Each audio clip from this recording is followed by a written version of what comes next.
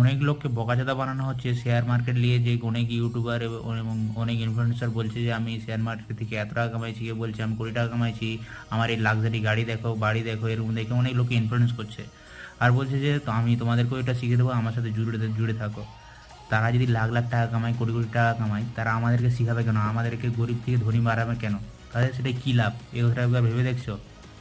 Main মুদ্রা ব্যাপার, তারাও এখানে ধোকা খেয়েছে, লস হচ্ছে তাদেরও ভালোই পরিমাণে গেছে। মেন টাকা ইনকাম হবে এই ইউটিউব থেকে কিংবা এই কোর্স বিক্রি করে, আর আমরা তাদের উল্টাপাল্টা লিঙ্কে ক্লিক করব, কোর্স নেবো, আর তাদেরকে এই করবো। অ্যাকচুয়ালি এইসব কিছুই হয়নি। অ্যাকচুয়ালি যদি কিছু হয়, তোমার আশেপাশে কেউ থাকলে তাদেরকে জিজ্ঞেস করে দেখো। এই আসল মার্কেট তো ম্যানিপুলেট করছে। এই কিছুদিন আগে জেন স্ট্রিট নামে একটা কোম্পানি এত টাকা লুটে চলে গেছে, আর এখন তো এআই এর যুগ চলে আসছে। ব্যাপারটা একবার ভেবে দেখবে।